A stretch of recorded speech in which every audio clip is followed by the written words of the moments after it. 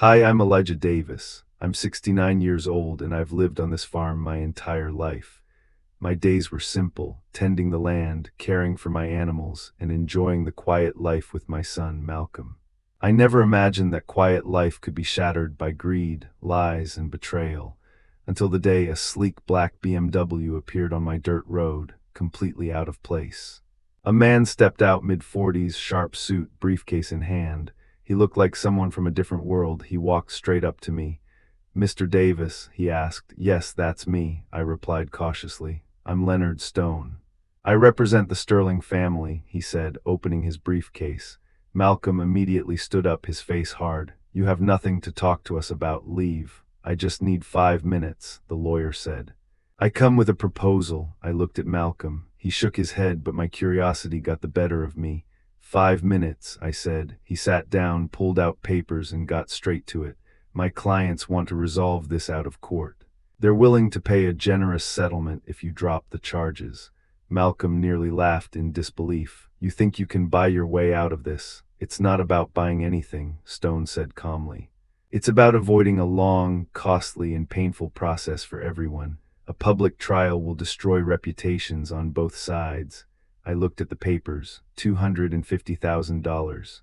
That could modernize the farm, help Malcolm rebuild his life. But then I saw my son's eyes full of pain, still holding on to the betrayal, and I knew no amount of money could undo what they'd done.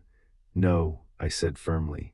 "What they did isn't fixed with money. They tried to rob us, manipulate my son, humiliate us. This is going to trial." Stone sighed, closing his briefcase. "It's your choice, but the Sterlings will fight with everything they have." "It will get ugly," Malcolm nodded. "Let it, we're ready." The lawyer left, dust swirling behind his car. We watched him go, hearts pounding. "Did we do the right thing?" Malcolm asked quietly. "We did, son," I said. And in that moment I felt her, Sarah, my late wife, on the porch with us, nodding her approval.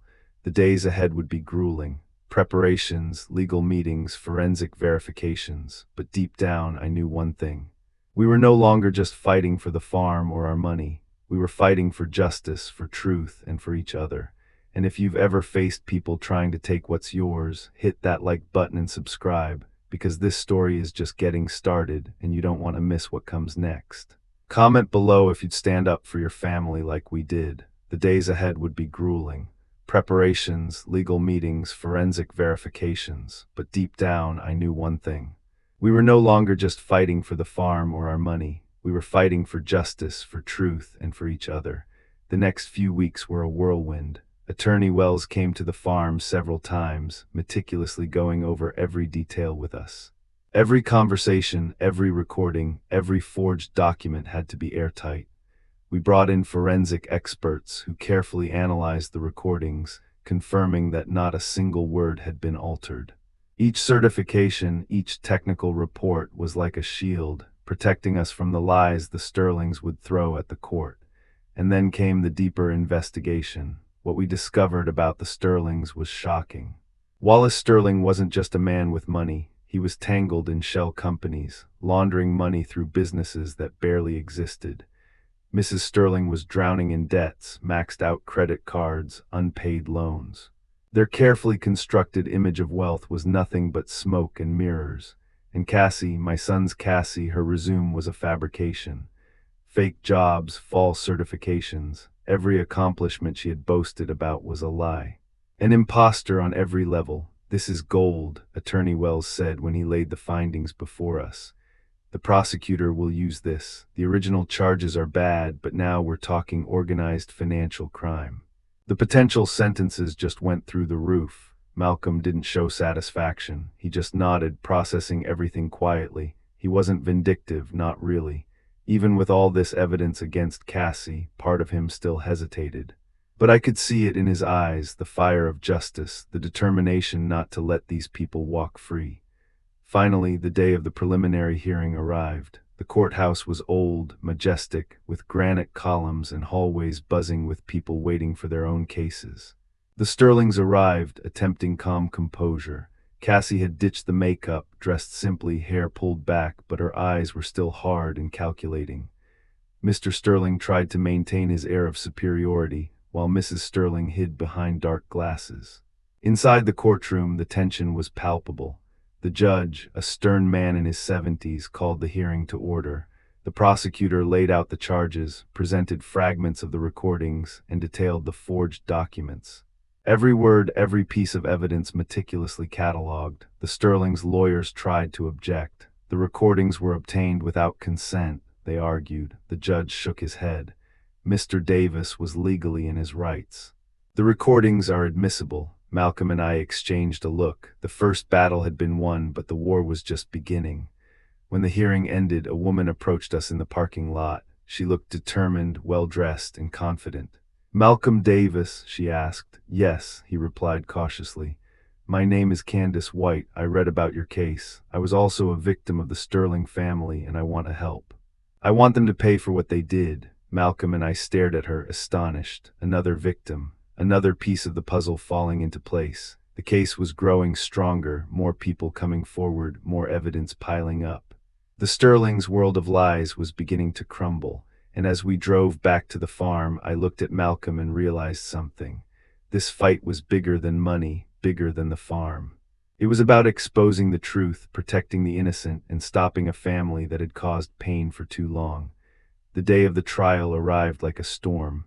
Malcolm and I wore our best clothes, the ones that said we were serious, that we belonged here just as much as the Sterlings.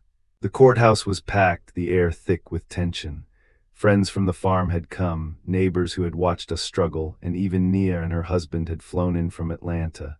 Cameras flashed, reporters whispered, but we ignored them. Our focus was on truth and justice. The Sterlings arrived, escorted by their team of New York lawyers. Cassie looked calm, wearing glasses she didn't need, her practiced victim expression plastered on her face. Mr. Sterling carried himself with arrogance, while Mrs. Sterling dressed as though mourning the destruction of their reputation. The courtroom seemed smaller with their presence, the space between us loaded with years of lies, manipulation, and betrayal. The judge, a younger man this time with a reputation for strictness, entered and the trial began. The prosecutor outlined everything: the engagement, the wedding plans, the deception, the forged documents, and the recordings. Each piece was presented carefully, designed to give the court a clear picture of the web of lies. Then the recordings played. Cassie's voice echoed through the courtroom. "The old man is a fool. He'll sign anything his son asks him to." I felt anger rise in me, but I remained calm, just as Attorney Wells had instructed. Every frown, every note taken by the judges was proof that the truth was cutting through their carefully constructed facade. Next came the forged documents, contracts, agreements, fake signatures, all laid bare for the court to see. Mr. Sterling's negotiations to sell my farm without my knowledge were exposed. The evidence was damning, the defense struggling to find footing. When it was my turn to testify, I took the stand with my hand on the Bible. "I swear to tell the truth, the whole truth, and nothing but the truth." The prosecutor guided me gently, helping me tell my story. The farm, my relationship with Malcolm, the encounters with Cassie, the red flags I had ignored. I admitted feeling humiliated and hurt when I heard the recordings, but above all, I wanted justice for my son and for our family. Then came cross-examination. The defense tried every angle. "You didn't want your son to marry Cassie, did you? Were you jealous? Did you fear losing control over your son?" I stood firm, calm, refusing to be baited. Every accusation was met with truth, every manipulation with unwavering clarity. Malcolm's testimony was next. They tried to paint him as vindictive, as if the recordings were manufactured out of spite. But Malcolm was steady. 2 hours of questioning, and not a word faltered. His technical knowledge came up, but the forensic reports already authenticated the recordings. The truth could not be denied. Then came the expert witnesses, audio forensics, document analysts, financial investigators. They exposed the transfers, the forgeries, the fraud. Each detail was like a nail in the coffin of the Sterling's lies. And then the other victims. Candace White told her story, her voice trembling but strong. Her engagement had been sabotaged, her family threatened. Then Robert Henderson, Ethel Johnson, all shared the same tale. A pattern of manipulation, deception, and threats. Each testimony strengthened our case, revealing a family that preyed on the innocent with precision and cruelty. Finally, it was the Sterling's turn. Cassie, no longer hiding behind glasses or practiced composure, appeared exhausted. Her lawyer tried to present her as misunderstood, but the recordings spoke louder than words. Mr. Sterling's arrogance cracked under the scrutiny of evidence. Mrs. Sterling tried to explain away her actions, but every lie was met with proof of deception.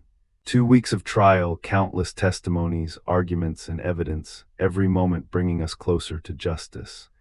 And as we stepped down at the end of the day, exhausted but resolute, I knew we had done everything right. The trial had reached its most intense stage.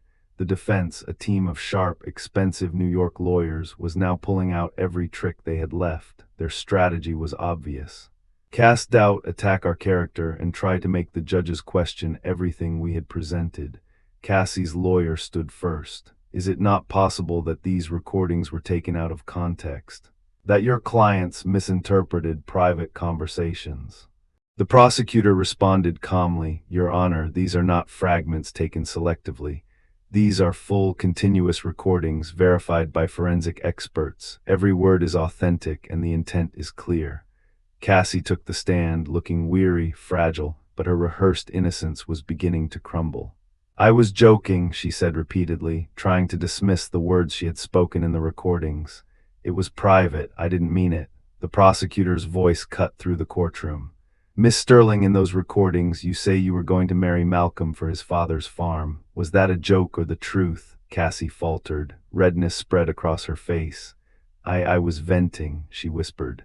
And calling the father a dirty hick while planning to marry his son, the prosecutor pressed. Is that venting as well? The defense objected loudly, but the judge waved it down. The damage was done. The carefully crafted mask of victimhood was cracking in front of everyone. Next, Mr. Sterling went to the stand. His arrogance was still there, but the fear in his eyes betrayed him.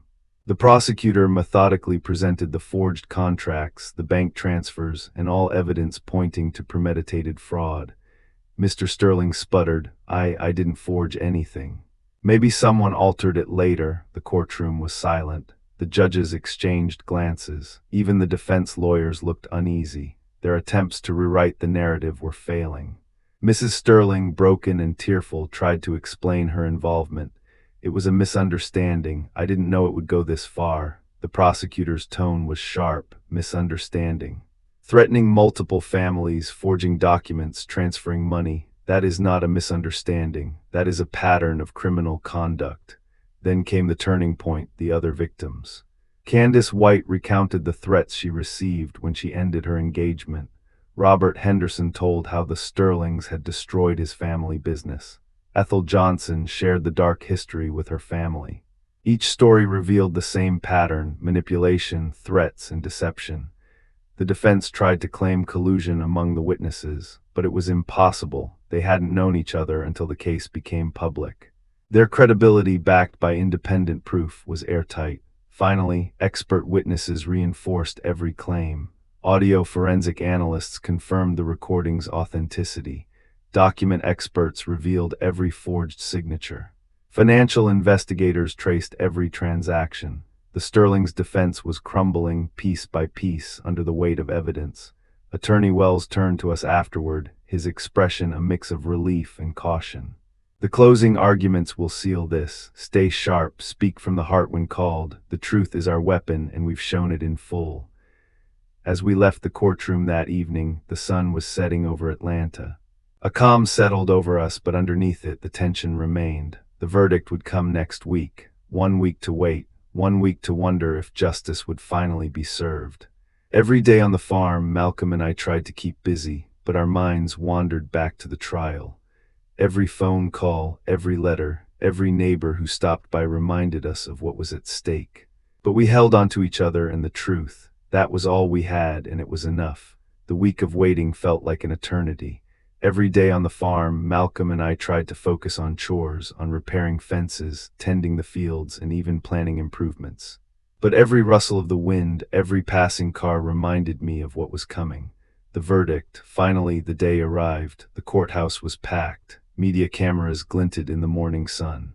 Supporters from the farm, neighbors, friends from Atlanta, all were there. Malcolm's face was calm, but I could see the tension beneath it. So could I put a hand on his shoulder. No matter what happens, son, we did the right thing. The Sterlings arrived, looking defeated even before entering the courtroom. Cassie's composure was gone. Mr. Sterling's arrogance was replaced by pale anxiety. Mrs. Sterling clutched her handbag like a lifeline. The judge entered, a man in his 50s with a reputation for strictness.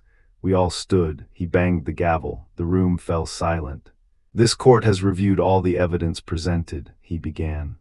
The recordings, verified by independent forensic experts, demonstrate clear intent to commit fraud. The forged documents, verified as counterfeit, constitute forgery. The testimonies of multiple victims establish a pattern of criminal conduct. I held my breath. Malcolm gripped my hand tightly. Therefore, this court finds Wallace Sterling guilty of conspiracy to commit fraud, forgery of documents, abuse of trust, threats, and tax evasion. The sentence is 12 years in prison. Mr. Sterling slumped, white as a sheet. Deborah Sterling is found guilty of complicity in fraud and tax evasion. The sentence is 8 years in prison. Mrs. Sterling sobbed uncontrollably. Cassandra Sterling is found guilty of fraud, abuse of trust, and complicity in forgery. The sentence is 10 years in prison. Cassie didn't react. She just stared into space, empty, defeated. The judge continued. The payment of damages and compensation to the victims is ordered. All defendants' properties and accounts will be investigated to determine the full extent of their fraudulent activities. Elijah Davis and Malcolm Davis shall receive economic compensation for the moral and financial harm caused. He banged the gavel. Session adjourned. The courtroom erupted in quiet relief. Malcolm hugged me tightly. Nia and her husband cried tears of joy. Friends from the farm and neighbors whispered congratulations. Attorney Wells allowed himself a rare smile, satisfied. As we walked out under the bright Atlanta sun, I felt the weight lift from my shoulders. The nightmare was finally over. Malcolm turned to me, eyes glistening. "Pop, how do you feel?" "Tired," I said honestly.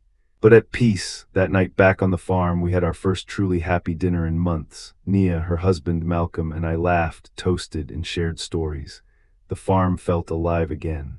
And alone on the porch later, I looked at the stars, talking quietly to Sarah, my late wife. "We did it, my love," I whispered. "We protected our family, our farm, everything we built together." The gentle wind seemed to answer, and I let myself believe she was proud. The days after the trial were surreal. The media gradually moved on, but for Malcolm and me, life had changed forever. The weight of fear, betrayal, and uncertainty had finally lifted. We woke up each morning with a quiet joy, knowing that the Sterlings could no longer manipulate or threaten anyone. Malcolm stayed on the farm, just as he had promised. Together, we modernized operations, combining traditional farming with sustainable techniques he had learned in the city. The irrigation system was improved, fields were replanted with higher yield crops, and for the first time in years, the farm thrived, not just surviving, but flourishing. Candace and the other victims kept in touch. Some visited, sharing laughter, meals, and advice. They became more than allies, they became friends, even extended family. We celebrated small victories like the first bountiful harvest, the repaired barn, and the completion of a new greenhouse. One evening, after a long day in the fields, Malcolm and I sat on the porch with coffee in hand. He hesitated, then spoke with a softness that surprised me. "Pop, when all this is over, I want to stay here. I want this to be my home." I turned to him, surprised. "Son, are you sure? You have your career, your life in the city. I can manage most of my work remotely," he said. "And these months here, they reminded me what really matters. Land, family, honest work, the city life, that wasn't me. I don't want to go back to that." A lump rose in my throat. "Nothing would make me happier than having you here. But I want you to be certain." "I am," he said, his eyes steady and calm. "I've never been more certain of anything in my life." And just like that, my son had found his way home. Life slowly returned to a peaceful rhythm. Mornings were for chores and tending the land. Afternoons for planning improvements or relaxing on the porch. Evenings were spent cooking simple meals together, sharing stories, and laughing like we hadn't in years. The farm wasn't just a place anymore, it was a sanctuary. The Sterlings were gone from our lives, their schemes exposed, their influence crushed. Justice had been served, and the emotional scars began to heal. Malcolm even found love again, a kind, genuine woman, a rural schoolteacher with no pretense who loved him for who he was. Their wedding was small, heartfelt, and completely real, right on the farm, under the same sky that had witnessed all the turmoil and triumph. We learned that true wealth isn't measured in money or status, it's measured in trust, family, and honest work. Every sunrise reminded us of that truth. Every harvest was a celebration of survival, resilience, and the power of standing up for what's right. And in quiet moments, I still spoke to Sarah, feeling her presence in the wind, in the stars, in the calm that now surrounded our farm. Years passed, and life settled into a rhythm I had long dreamed of. At 69, I could finally look back on everything and feel a deep sense of peace. The farm, once threatened, was thriving. Malcolm stayed close, raising his family here with the values we had rebuilt together. Candace and the other victims became part of our extended circle, friends, advisors, and a reminder that standing up for truth can create lasting bonds. The Sterling sentences were served. Wallace died in prison, Deborah was released older and broken, and Cassie quietly disappeared after finishing her term. Justice had been done, but more than that, a message had been sent. Manipulation, greed, and deceit can only last so long. Truth finds its way. I spent quiet evenings on the porch, watching the sunset, feeling Sarah's presence in the breeze. I spoke to her as I always did. We did it, my love. We protected what mattered. We protected family, honesty, and everything built on integrity. The farm became a symbol of resilience. It wasn't just land or crops, it was legacy, hard work, and the home that had weathered storms both literal and emotional. Malcolm found love again, simple and true, and the next generation grew up understanding the values we had fought to protect. Reflecting on everything, I realized the lessons were clear. Trust your instincts, protect what's yours. Stand up for the truth, no matter how difficult. Value the people who matter, and never let greed or deception cloud your judgment. Wealth can be taken, schemes can fail, but honesty, family, and integrity endure. To everyone watching this story today, I say, never underestimate the power of standing firm. Even when betrayal cuts deep, even when the world seems unfair, courage and persistence pay off. Life may test you, but your values, your family, and your heart define the true measure of success. Thank you for being here and sharing this journey with me. If you enjoyed this story, show your support by liking the video and subscribing to Grandpa Stories. I'd love to know where you're watching from. Drop your city and the time in the comments.